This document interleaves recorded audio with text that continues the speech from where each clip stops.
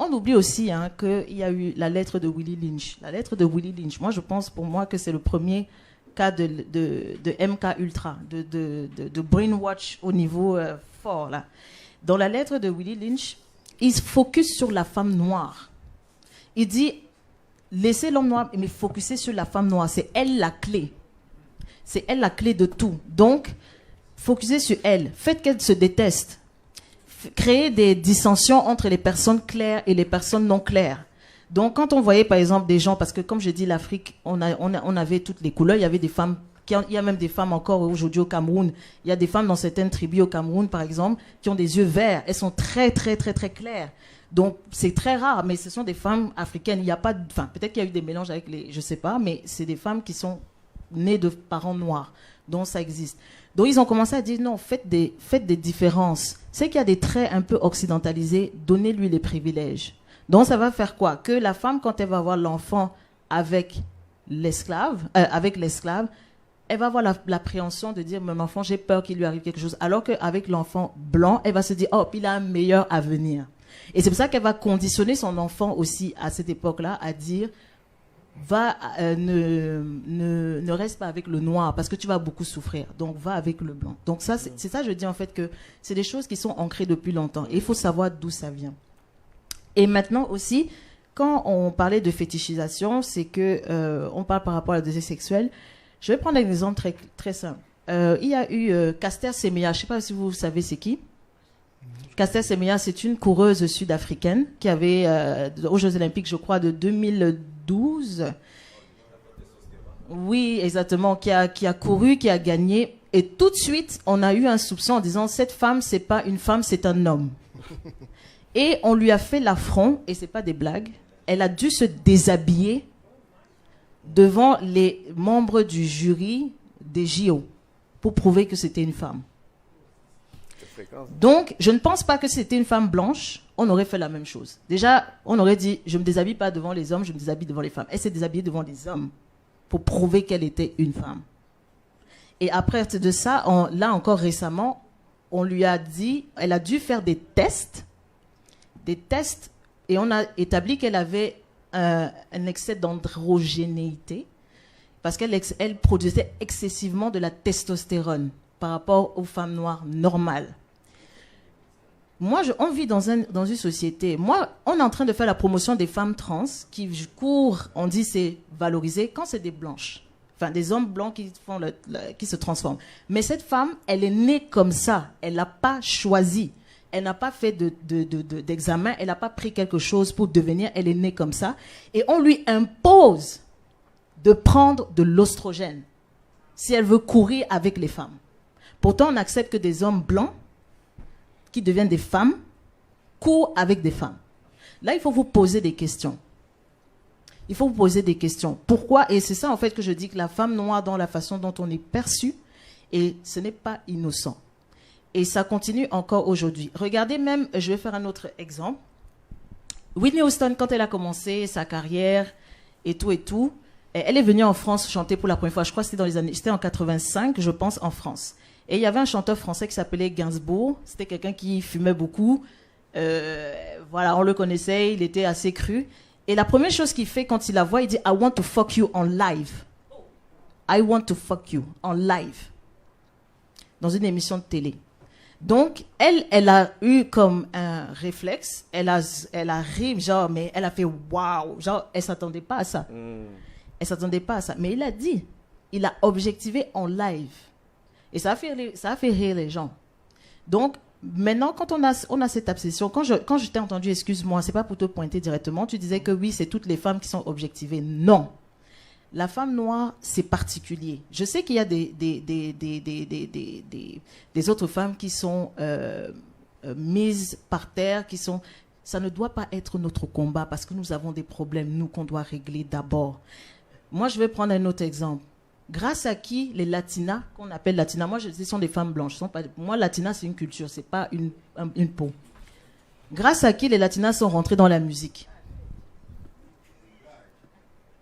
Merci Rito. C'est des hommes, voilà. Ce sont des hommes noirs, dont notamment Monsieur P. Diddy, qui a fait rentrer Jennifer Lopez dans la musique noire. Maintenant, on est en train de voir une espèce de remplacement, parce que si vous voyez la musique maintenant, et c'est la même chose qui arrivait en France. En France, avant le R&B, c'était les Noirs. Il y avait des chanteurs noirs, avec des femmes noires. Bon, c'était pas la prédominance, mais les femmes noires chantaient beaucoup le R&B. Dès les fins des années 90, 2000, on a commencé à remplacer par les femmes arabes. Grâce à qui? Les hommes noirs. Et pourquoi comme ça? Non problème. Pourquoi comme ça? C'est qu'il faut aussi comprendre que dans les années 60, en fait, quand les hommes noirs ont commencé à s'identifier, comme je dis toujours, en fait, de voir d'où viennent les choses. Black is Beautiful, c'était un mouvement, parce qu'on le néglige, on veut seulement que ouais, les femmes venaient des afros. C'était un mouvement pour justement refuser le diktat occidental de la beauté. Donc ils ont dit, je vais revenir à la nature, je vais revenir à mes cheveux, je ne vais plus me défriser. Parce que contrairement à d'autres femmes, on forçait la femme noire à défriser ses cheveux. Et même Juliette Smerada, je pense qu'elle est passée ici, elle avait fait une présentation par rapport à ça. Elle expliquait en fait qu'on a forcé la femme, on lui demande, parfois on la rasait, parce qu'on pense que les femmes noires n'avaient pas des cheveux. Les femmes noires avaient des cheveux, mais on avait le temps de les traiter, de prendre soin de ça. Ça faisait partie de notre rituel quotidien. Mais vous venez dans un pays étranger, on vous force à travailler et tout ça. Donc, on a plus pris soin. Et quand la femme avait des très beaux cheveux, parce que même ça, c'était des objets de désir sexuel, la femme blanche demandait qu'on rase la maîtresse de maison. Parce qu'il faut aussi comprendre que dans l'esclavage, on fait croire que c'est seulement l'homme blanc. Non, la femme blanche était complice par association. Et ce n'est pas une condamnation, c'est un fait. Et je ne le mets pas pour dire que les femmes blanches sont comme ça, comme ci et tout. C'est l'histoire. C'est pas moi qui dis c'est ça ou c'est pas ça. Donc, quand vous avez cette acception-là, le Black is Beautiful, qui a été même prôné par Steve Biko, c'était un activiste sud-africain qui a été assassiné dans des conditions atroces en Afrique du Sud. Steve Biko défendait ça. Et justement, il disait qu'il faut retourner à la racine. Quand ils ont vu ça, les Blancs se sont interrogés, les dominants, ils ont dit, si on ne fait pas attention, on va perdre le contrôle. Parce que tout est une question de contrôle. Donc, qu'est-ce qu'ils ont fait? Ils ont permis la blaxploitation. La blaxploitation a détruit le Black is Beautiful. Pourquoi? Parce qu'on a donné le pouvoir à l'homme noir de se valoriser par le pénis, encore. Suite Badass Song, qui est le précurseur du blaxploitation. C'est un homme qui vit dans des bordels, enfin, toujours le truc super enrichissant, qui est élevé dans un bordel, il a un gros pénis, il couche avec toutes les femmes, la virilité exacerbée, c'est un thug, c'est un dealer, tout ce que vous voulez, mais il réussit à faire parce qu'il botte le méchant policier blanc. C'est l'image qu'on a mis en lumière, en fait. Et les gens ont commencé à s'identifier à ça parce qu'on a dit, ah, mais ça, c'est le super-héros. Ça, c'est l'homme fort. Parce qu'on n'avait pas cette image d'homme fort, parce que pendant longtemps, on pouvait te lyncher dans la rue. Tu marchais dans la rue. Emmett Till, hein, le petit garçon de 12 ans qui s'est fait torturer pour rien. Et la femme a avoué après qu'elle avait menti. Plus de 80 ans, enfin, plus de 50 ans après, elle a avoué qu'elle avait menti. Donc, l'homme n'avait pas le pouvoir de protéger sa femme. Ni lui-même, ni sa fille, ni ses fils. Donc, ils ont créé en fait des espèces d'héros qui sont des avatars, pendant que les Blancs avaient les Thor, les comment on appelle ça, Thor, voilà, tous les grands super-héros, qui étaient des gens avec des valeurs, qui étaient des gens qui étaient beaux, qui étaient musclés. Mais là, on avait des thugs, des dealers, etc., etc.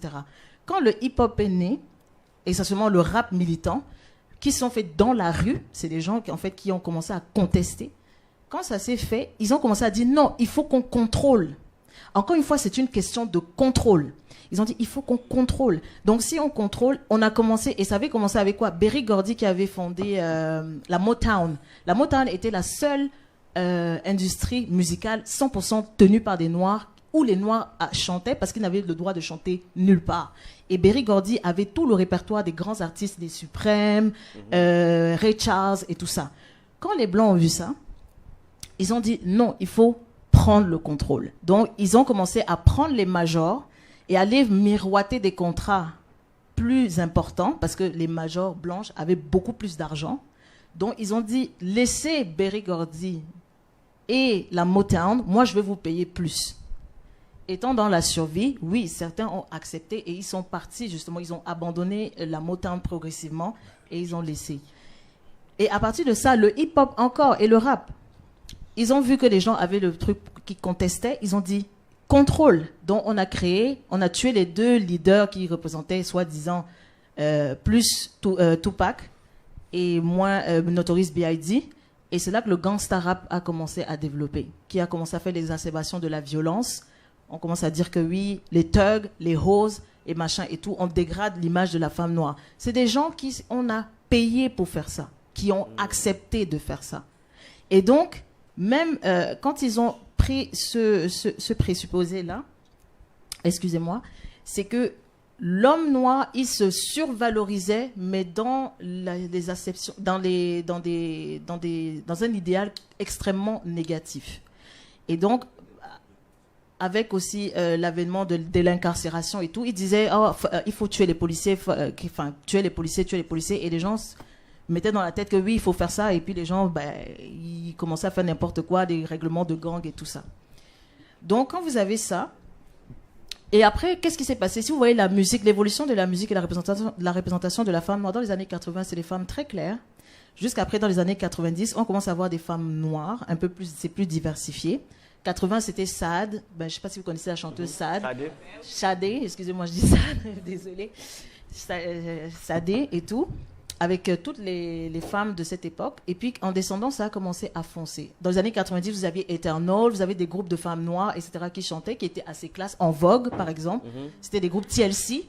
C'était des femmes qui... Et bizarrement, ils ont commencé à dire non. Contrôle. Donc, on a pris P. Diddy. On a dit, OK, man, il faut que tu nous mettes quelqu'un d'autre. Oui, parce que, quoi qu'on dise, ces gens-là, ils n'ont aucun pouvoir. Ils sont tenus par des gens qui ont de l'argent. Qui possède la musique noire aux États-Unis? Ce sont des blancs, des juifs. Et ce n'est pas un commentaire négatif quand je dis ça, c'est la vérité. Et ce n'est pas du racisme ou quoi, c'est la vérité.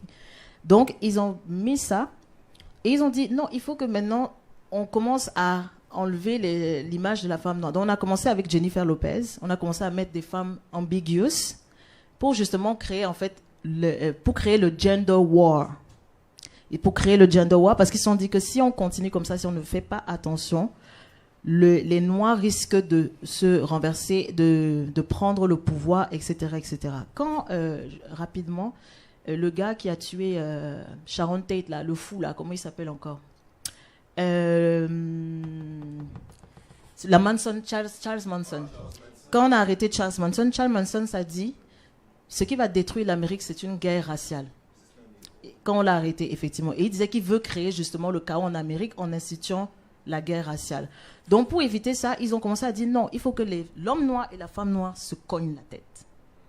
Il faut qu'ils se cognent la tête. Et donc, on a commencé à mettre en avant des filles claires ou des filles métisses. Et la femme noire était toujours vue comme une personne qui est négativement perçue. Regardez les talk shows. The View, par exemple. Whoopi Goldberg n'est pas l'épitome de la beauté occidentale.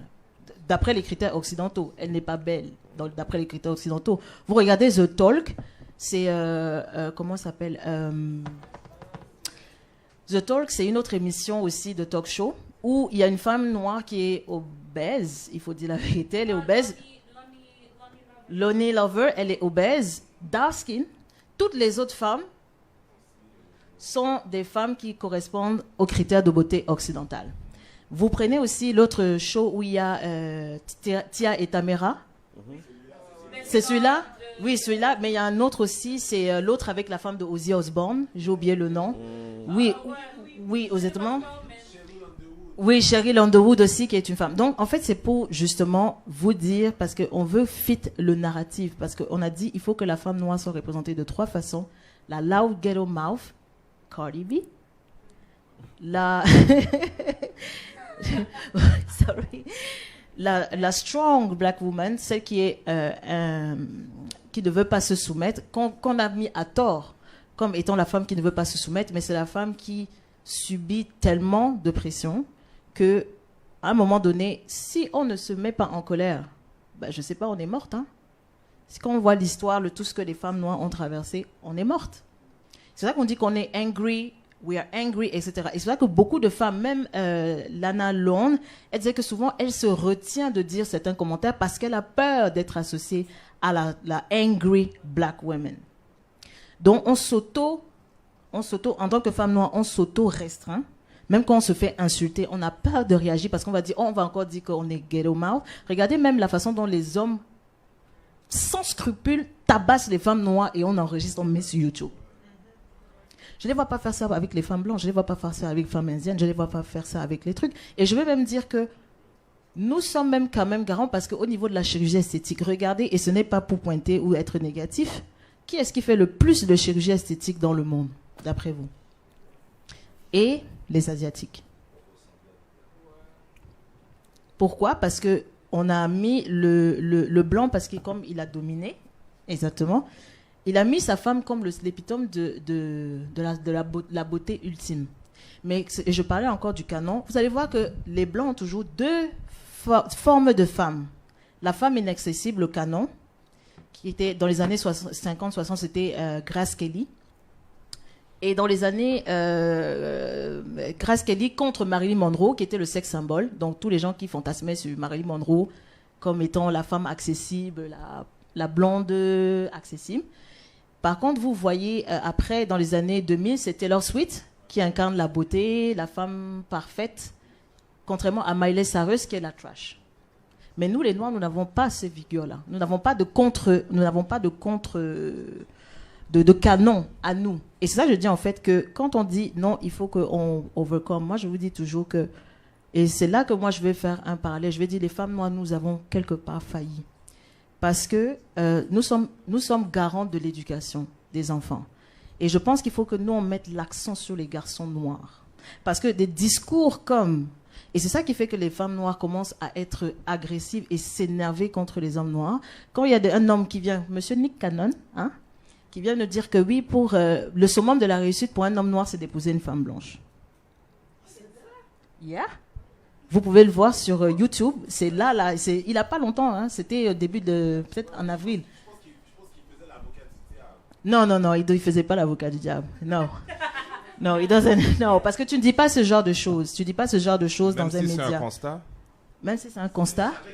Même si c'est un constat. C'est un constat.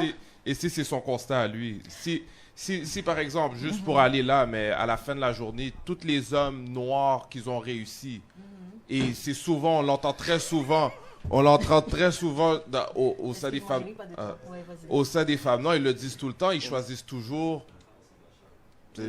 Mais n'oublie pas que, encore une fois, dans le système, quand on parle de réussite, vous avez des gens, quand tu dis que oui, beaucoup disent ça, vous n'allez jamais voir... Je vais prendre un exemple très simple. Vous connaissez... Est-ce que quelqu'un connaît Elizabeth Hurley? Elizabeth Hurley, dans les années 90, c'était une femme, voilà, le sex symbole et tout. Austin Power, voilà, exactement. Avec Hugh Jackman. Oui, avec Hugh...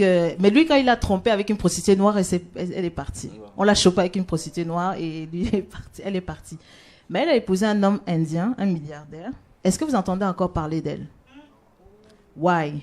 Because elle a embrassé la culture indienne, où quand tu es marié, tu t'effaces. Quand j'entends, monsieur, excuse-moi, je dis pas, je te pointe pas pour dire négativement, les gens qui disent que oui, ils veulent que l'homme noir qui réussit, c'est la femme blanche, c'est son constat. Quel genre de femme blanche il épouse, s'il vous plaît? Les femmes blanches que même vous donnez à un homme blanc puissant, il n'allait jamais prendre.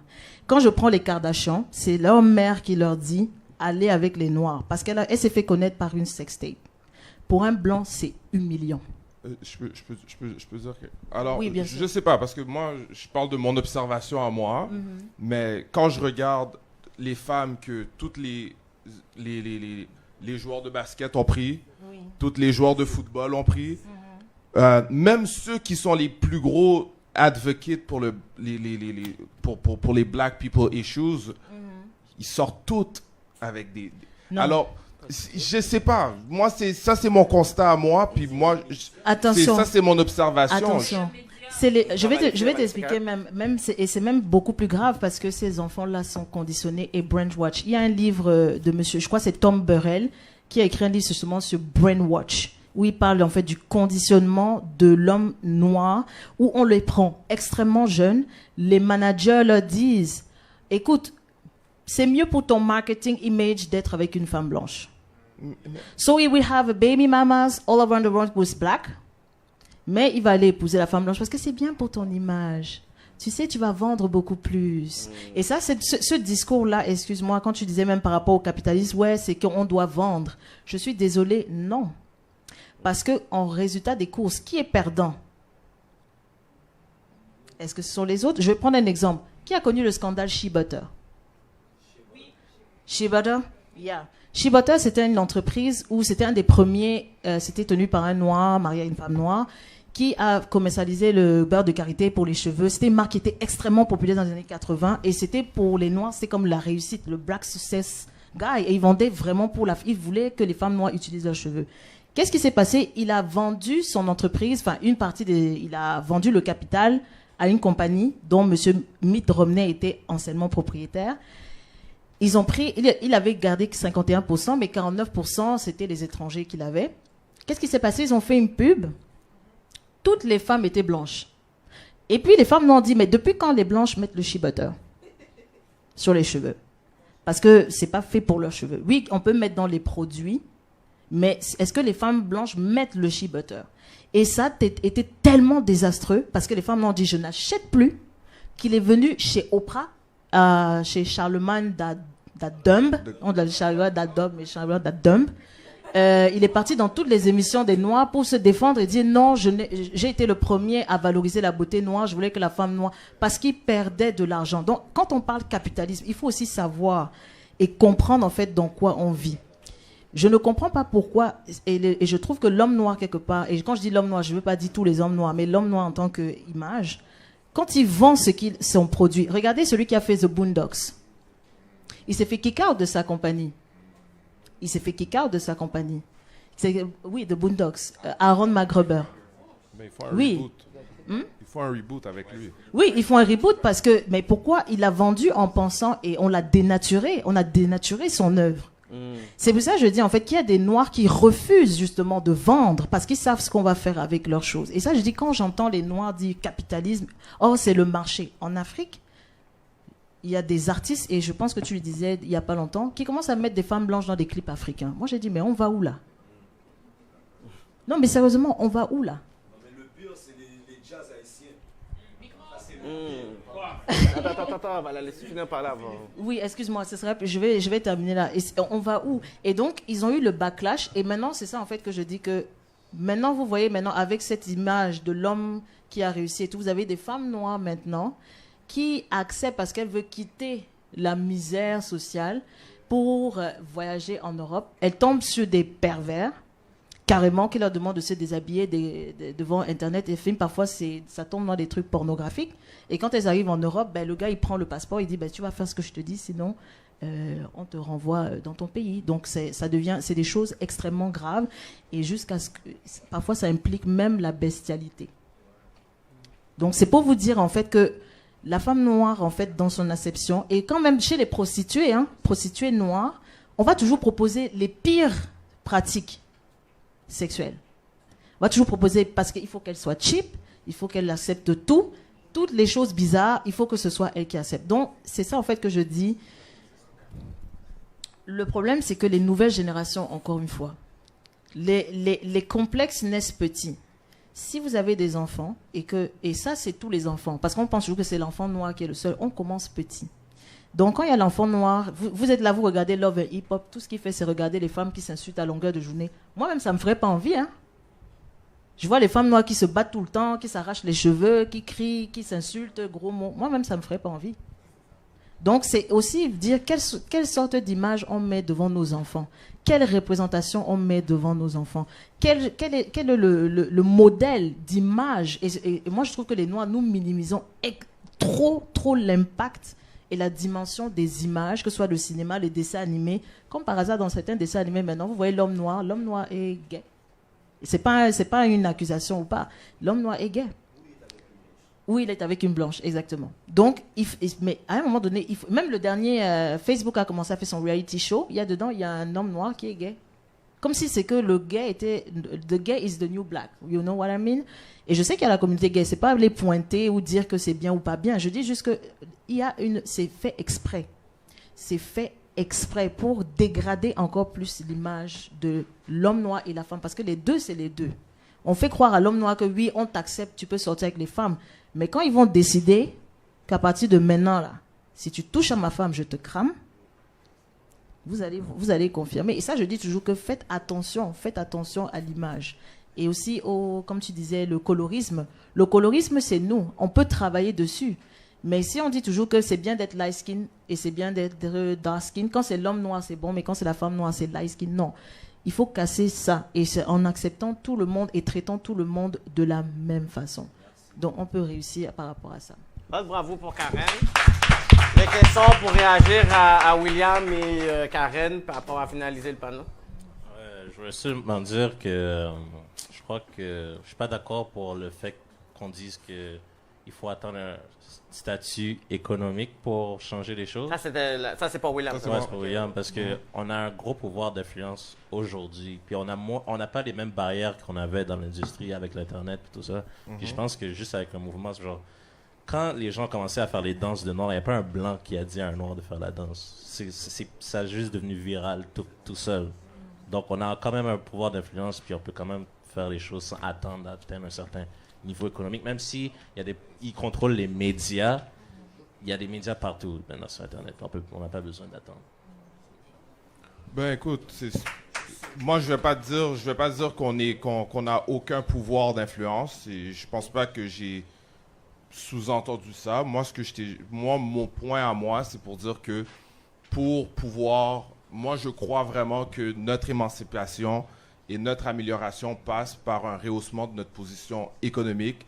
Je pense que c'est ça qui va nous donner un pouvoir qui va nous donner une voix. Parce que, comme tu as dit, maintenant, il y a des médias partout, mais ça fait en sorte que auparavant il y avait peut-être 3-4 voix. Aujourd'hui, il y en a 1000. Alors, c'est sûr que ça peut être aussi, même si on a plus de postes pour parler, s'il y en a beaucoup, des fois, notre voix va pas être capable de parler plus fort que la foule. Alors, moi, mon point, c'est que économiquement parlant, je pense que si on arrive à se rehausser, que ça soit de manière entrepreneuriale, que ça soit au niveau du marché du travail, moi, je pense qu'il y a ce volet économique qu'on ne veut pas pour des raisons. Pour moi, je pense que des fois, c'est des pauses aussi, tu comprends? Parce que, tu sais, tout le monde veut se concentrer sur l'aspect social parce que ça paraît beau, c'est cool, c'est chill. Ça, c'est ton... Mais moi, pour moi, mon volet à moi, pour moi que je crois, ça passe par une amélioration de notre position économique, par n'importe quelle solution. Je ne dis pas que j'ai la solution, mais il faut qu'on trouve un moyen là-dedans de se rehausser. Et je pense que si, par exemple, on avait des femmes noires, parce que le panel est vraiment sur les femmes noires, alors je parlais pour eux, si on avait des femmes noires dans des postes stratégiques, si on avait des femmes noires, par exemple, qu'on voyait qu'on était propriétaire, comme elle a parlé, l'image, c'est très important. Alors, si on voit l'image de la réussite de la femme noire, ça va rehausser et tout va découler par la suite. Ça, c'est mon point. Ça, c'est juste mon opinion à moi. Je comprends, mais c'est plus comme quand tu disais que le blanc il contrôle tout, puis qu'il va vraiment juste empêcher, disons, ou contrôler le narratif, alors que maintenant, disons que les Noirs, ben, on a vraiment comme beaucoup plus d'influence. Genre, juste le rap est devenu numéro 1. Mais le blanc se l'a approprié. Il se l'a approprié. Il contrôle le rap, mais on a quand même le pouvoir de masse. Comme si on est tous sur le même code. On est tous sur le même code. Mais tu dis le rap. Là, maintenant, après, comme on va parler d'appropriation culturelle, puis on va dire, mais tu sais quoi, les Blancs se l'ont approprié. Et c'est qui est derrière ça? C'est qui contrôle le contenu? Tu sais, il y a beaucoup de discours. Tous les messages du rap qui sont contrôlés par les Blancs. Mais lequel qui est là tous les jours, que tu écoutes à la radio? Kendrick, il y a plein de messages. Tu sais, il est où, lui? Bien, mais de toute façon, on va avoir un panneau sur le hip-hop dans 3 semaines environ. Un exemple parfait. Pride Month. Combien de compagnies ont changé leur logo en échangeant la couleur rainbow? Toutes. Ouais. Instagram, WhatsApp, je sais pas, même Facebook ont toutes changé. Toutes leurs logos en affaire en rainbow. Pour Black History Month, qui a changé quoi? Exactement. I rest my case. Ok, mais... non, vas-y. Excuse-moi. En fait, Ok, ah bon, il a pas fini. Juste pour dire, je suis d'accord avec toi, là. On n'a pas de poids économique du tout, là. Puis ça, c'est une affaire très facteur. Non, je suis totalement d'accord avec toi. Non, c'est ça que je veux dire. Je suis totalement d'accord avec toi. Puis je trouve que c'est très important de mettre ça en perspective parce que l'argent part. Ça a l'air de rien, mais l'argent part. Puis on ne contrôle pas le marché parce qu'on n'a pas d'argent. N'importe quoi, politique, n'importe quoi. Si t'as pas d'argent, t'es pas capable. Ton agenda va pas être poussé. Je suis pas d'accord. Je suis pas d'accord avec ça. Tout le monde suit la tendance. Les gens font du trap en ce moment parce que c'est ça qui est tendance, c'est ça qui fait de l'argent. Non. C'est ça les trucs. Il faut qu'on soit aware de ça aussi. Là. Mais je vais te dire, excuse-moi, pour rebondir sur ce que tu viens de dire, quand on dit que les Noirs n'ont pas l'argent, c'est complètement faux. Les Noirs ont dépensé 9 milliards aux États-Unis. Je crois que c'était en 2018. Donc, vous dites qu'on n'a pas d'argent, on n'a pas de pouvoir économique. Non, attends. Mais 9 milliards sur combien? Non, attends. Quand vous dites pouvoir économique, moi, je vous ai toujours... En fait, moi, ce que je veux faire comprendre, c'est que nous l'avons. On l'a pas bien dépensé. Nous ne le dépensons pas consciemment. Je ne veux pas des entrepreneurs qui vont être brainwash, qui vont faire parce qu'il y a des capitalistes. On a des dirigeants, par exemple, en Afrique, qui vendent l'Afrique gratuit, c'est des capitalistes. Hein. Lui, il est dans sa logique économique. Lui, il fait son argent, il dit, bon, il donne les mines, il n'étudie pas ce qu'il y a dedans. Il dit, va ramasser. Ok, moi, tant que tu me donnes mon 20 millions de dollars dans mon compte, c'est bon. Mais c'est des sell-out. Non, c'est pas ça. C'est pour te dire que ce n'est pas le pouvoir économique le problème. Nous avons un problème mental. Et si on n'est pas conscient, vous croyez, la communauté, par exemple, asiatique, est-ce que la communauté asiatique est venue pleurer qu'on n'a pas de représentativité dans les médias? Toujours, c'est juste que ça passe sous silence. Et le noir joue... Et attends, je tiens à te dire là, parce que tu as parlé plus tôt, tu dis l'image du noir, c'est le gay black man, c'est le nouveau noir. Faut pas oublier que dans le mainstream culture, the black person is the poster boy pour la diversité. Alors à ce moment-là, dans n'importe quel show, on met un noir parce que c'est lui qui représente entre guillemets, la diversité. Et les autres groupes, eux aussi, ils ont cette problématique-là. Les Asiatiques s'en plaignent. Non. Je suis désolée, ce n'est pas vrai. Quand tu dis que les Asiatiques s'en plaignent, je vais te donner un exemple très simple. Il y a eu, The Asian, Crazy Rich Asian qui est sorti. Ça a rapporté 100 millions où la communauté indienne, oui, c'est le premier film asiatique qui a été fait, etc. Mais ça n'a pas marché tant que ça. Pourquoi? Parce que ils ont leurs propres canaux. Il y a aux États-Unis, ils ont maintenant le festival asiatique Sud-Est machin qui a lieu maintenant. C'est un truc qui est sorti il y a 1 an ou 2 ans, où c'est des artistes de Hong Kong, de Chine, du Japon, qui viennent, enfin peut-être pas du Japon, mais d'Asie, tout ce qui est la Chine, dans cette zone-là, Corée et tout, ils font souvent des prix. Et ils viennent s'attribuer des prix dans ce truc-là. Et ils ne demandent pas aux autres de venir les voir.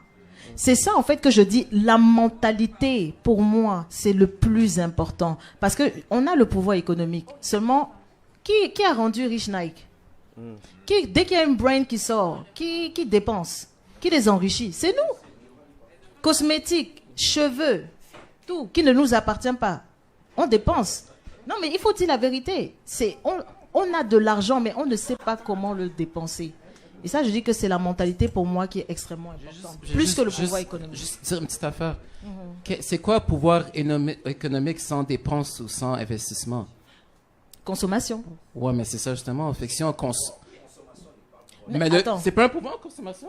Si moi j'achète Nike, je rends Nike riche, je sais pas à cause que j'ai consommé dans leurs produits. Mais bien sûr. Mais c'est un pouvoir économique. C'est pas un pouvoir. Moi, si j'ai de l'argent pour décider ta business continue ou pas, c'est pas un pouvoir. Je comprends pas. Je pense aussi que pour avoir un pouvoir économique, oui, il faut consommer, mais il faut aussi être capable de distribuer, il faut être capable de créer, il faut être capable de produire. Oui. Et le problème, comment tu consommes. Et le problème que nous on a, je dis pas que on le fait pas, on fait un effort conscient de plus en plus de consommer chez nous, mais on consomme beaucoup ailleurs. Et ça enrichit les autres. Tu sais, pour illustrer ce que tu viens de dire, et c'est ça aussi, il y a un site qu'on a démantelé aux États-Unis qui était marqué 100% black. C'était les Chinois qui avaient ça. C'est des informaticiens Noirs qui ont découvert qu'en fait, tout venait de Chine.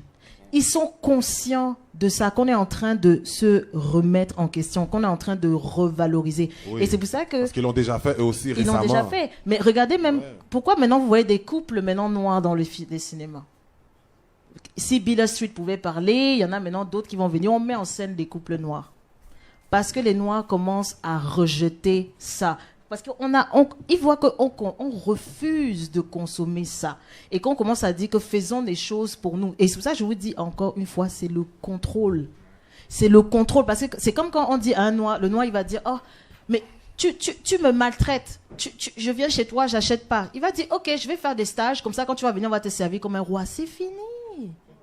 C'est le contrôle. Et c'est ça, en fait, quand je dis que le pouvoir économique, on a le pouvoir économique. Le fait d'être consommateur, c'est un pouvoir économique. C'est une forme de pouvoir. C'est une forme de non, pouvoir. c'est pas une forme. mais... C'est un pouvoir économique. Mais on refuse de comprendre, en fait, que on peut mobiliser les gens avec ça. Si les Noirs, et on avait parlé de ça, quand Nike insulte, si on était conscient, vraiment, les Noirs disent, à partir de maintenant, j'achète plus Nike. Nike va faire, s'il faut employer 100 Noirs, ils vont employer 100 Noirs à la seconde. Mais Nike, par contre, Nike joue la game aussi. Donc, tu vois, avec Colin Kaepernick, Nike joue la game. Oui, c'est ça. Donc là, maintenant, tous les Noirs ont commencé à aller acheter Nike parce que Nike faisait des chaussures brûlées pour les Blancs qui brûlaient leurs chaussures. Oui, c'est pour ça que je te dis, c'est une affaire de contrôle.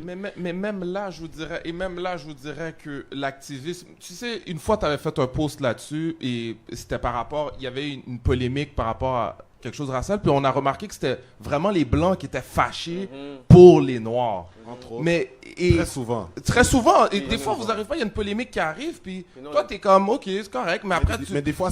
il y a un gros outrage. Mais des fois, est-ce qu'ils sont fâchés pour les mêmes raisons que nous? Non, mais je veux juste... Aussi, non, mais je dis juste vis-à-vis la polémique. Ouais. C'est parce que... Et c'est ça la force du capitalisme, cette capacité de rendre n'importe quoi une marchandise. Entre autres. autres. Et cet activisme-là, ce outrage-là, C'est du capitalisme masqué. Oui, mais on fait appel à qui? Est-ce que vraiment on fait appel à nous ou on fait appel au white guilt? On fait appel au modèle qu'on nous a donné, puis on essaye d'avoir du white guilt au travers de ça. Mais à la fin de la journée, je pense que c'est pour ça que le travail sur nous-mêmes est important. Est-ce que quand Starbucks, par exemple, ils renvoient, il y a du monde qui se font arrêter et tout, cette mobilisation-là, elle fait appel au white guilt. C'est pas pour nous. Ça, c'est pas pour nous.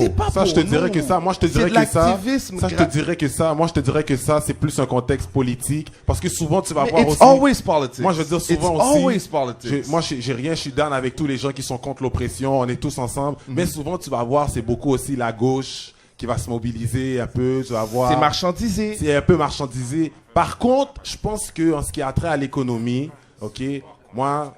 Mon message va être redondant, mais ça va encore être ça. Il faut faire un effort conscient de retourner à soi-même en sachant comment et où et pourquoi on dépense notre argent. Et ça, c'est important parce qu'avec ce pouvoir-là, on pourra nous-mêmes, on peut avoir nos propres médias. On est dans un de nos médias en ce moment. On est capable de parler d'une des problématiques. Mais je pense que ça, maintenant, c'est quelque chose qu'on doit dupliquer puis qu'on doit enseigner. Puis voilà, ça commence à la racine de qui on est. Et Toto, je veux juste répondre par rapport à l'affaire du pouvoir. C'est vrai que l'Internet puis des médias comme Facebook, ça a brisé le cartel de l'information. Alors à ce moment-là, l'information, les plateformes d'information, ça s'est beaucoup démocratisé. Alors à ce moment-là, un show comme ça, c'est pas possible à la télévision. Alors, shout-out à Kéké pour mettre en place cette plateforme-là où on parle de ces enjeux-là. Mais ton idée de pouvoir économique, là, c'est que, et je sais que ça c'est un autre débat, mais cette idée de toujours de vouloir tout faire à l'intérieur de nous, moi je suis pas d'accord parce que toutes les communautés qui sont venues, prends par exemple toutes les communautés d'immigrants là qui sont venus dans les sociétés occidentales, on parle des Juifs, on parle des Irlandais, Arabes, on parle des Asiatiques, ils ont atteint de la prospérité en vendant aux Blancs. Bon, voilà où est-ce que je veux en venir. Maintenant, je vais te répondre. En vendant aux Blancs. Et maintenant, après, ils n'ont pas perdu leur culture pour autant. Nous, on est fragiles là-dessus. Je vais te répondre. Donc, eux, ils sont venus en connaissance de cause. Ok. Donc, ce qu'ils vendaient aux Blancs, ils vendaient pas juste des produits. Ils vendaient une culture, ils vendaient un mode de vie. Quand tu as des Maghrébins là, qui prennent Jean Talon entre Saint-Michel et Pinneuf, puis c'est devenu le petit Maghreb, c'est aussi leur lifestyle qui est devenu une situation économique. Mais pour ça, tu dois te connaître. C'est ça. Tu dois te exactement. connaître. C'est ça, Si la- tu la veux vendre un limite. produit, tu veux vendre... Pourquoi tu penses que tu as dit on est plus dans l'entertainment? Tu l'as dit tout à l'heure. On a des modèles que c'est vraiment souvent l'entertainment. Parce que c'est ces portes-là qu'on voit comme étant ouvertes. Alors ça. qu'il y a plusieurs portes qui sont fermées, mais on n'ose pas les Exactement. ouvrir. Exactement. Tu vois, qu'est-ce que je veux dire? Donc, oui, les Mais Asiatiques... il faut la force pour l'ouvrir, les la Asi- porte. hein. Ben, la force, il faut aller la puiser Non, en il faut nous. la C'est puiser ça en l'affaire. nous. Tu vois, Mais je veux dire? oui. Puis, tu sais, tu dis les Arabes, etc. Tu peux pas t'intégrer, ok? Tu pourras jamais, jamais, jamais, jamais t'intégrer, ok? Si à l'interne, t'as pas une forme de ségrégation qui te permet de t'ouvrir aux autres. Mais c'est Je ça. sais pas, je comprends pas. Tu comprends? ce Ok, que- je vais comprends pas ce t'expliquer. que ça veut Je vais dire, t'expliquer, là. je vais t'expliquer. Oui, les Arabes sont ouverts, ils vont vendre aux Blancs. Mais quand un Arabe va chez eux, puis ils ont leur caucus, la porte est fermée, la porte est fermée. Quand on va sortir, on va s'ouvrir aux Blancs, on sortira. Nous, on n'a pas ça. Ouais, ça, je suis d'accord. Tu avec comprends toi. qu'est-ce que je veux Ouais, dire? suis Et c'est d'accord ça avec qu'on toi. a besoin. C'est ça qu'on a On a besoin, la besoin. mentalité, une mentalité coordonnée, parce que encore une fois, comme tu dis, je vais dire, regardez même rapidement quand il y a le propriétaire de magasin de mèches là qui a tabassé la femme noire, qui est même décédée d'un cancer en plus il y a pas longtemps, qui l'a tabassé. Parce que il se disputait, je sais plus trop de quoi, et elle a poussé et il a donné un coup de poing sur son visage. Le lendemain, ça a fait un tollé sur Internet, les réseaux sociaux. Qu'est-ce qu'il a fait? 50% de réduction sur les mèches. Voilà, c'est ça. Donc, qu'est-ce là- qui s'est passé? Toutes les femmes noires là sont venues. Pourtant, on disait boycott. Voilà. Donc, C'est Voilà. ça que je dis, Voilà. la conscience. Voilà. Si vous n'êtes pas conscient, encore une fois, et ça, j'ai un problème, et ça, je pense pour moi que l'universalisme, c'est le plus gros danger, un des dangers de l'homme noir. Parce que l'homme noir ne peut pas se permettre, à l'heure actuelle, d'être inclusif et d'accepter tout le monde. Parce que, écoutez, moi, je dis, on est en train de parler, et je vais embrayer rapidement. Vous avez des femmes féministes, hein, qui viennent en Afrique dire, il faut que les femmes noires arrêtent de faire des bébés. De quel droit? De quel droit? Pourquoi en Asie, ils sont 2 milliards, peut-être plus, 3 milliards, l'Asie seule, Chine et Inde. Pourquoi ils ne vont pas en Inde dire aux femmes indiennes, arrêtez de faire des bébés, vous en faites trop? Pourquoi ils ne vont pas en Chine dire, arrêtez de faire des bébés, vous en faites trop? Ben, ils ont une politique là-dessus, là, déjà. Non, attends. Mélange pas tout, là. Il y a une politique, c'est vrai, qu'ils ont fait d'eux-mêmes. Encore une fois, c'est eux. On n'est pas venu leur dire, Ils ont fait une politique. arrête de faire des bébés. Mais c'est ils sont plus forts, ils sont Non, forts. Ils non, sont forts non. aussi sur le plan en tout cas, Écoute, mais moi, vais pas aller là-dedans. tu sais, ils ont été colonisés comme nous, hein. Ils ont été colonisés comme nous. Comme les Arabes. Bon, les Arabes ont fait l'esclavage chez nous, ils ont aussi été colonisés comme nous. Mais la différence, c'est ça. C'est-à-dire que, et c'est ça que je dis que c'est un travail de plus de 1400 ans. On nous a déstructurés à tous les niveaux. Quand vous êtes une femme, on vous arrache votre bébé, on le vend je ne sais pas où. Quand on vous force à avoir des relations sexuelles avec votre père, votre frère, votre oncle, pour créer comme les chevaux. On vous inbreed, comme on dit, c'est ça le terme, inbreed, comme les chevaux. Quand on vous voyez, vous faites lyncher, ou on collecte vos parties sexuelles. Le père de la gynécologie, qu'est-ce qu'il a fait? Il a utilisé le corps des femmes noires à vif. Hein. Il ouvrait les femmes noires sans anesthésie pour voir comment ça fonctionnait. On a découvert ça il n'y a pas longtemps. C'est un truc qui a été caché.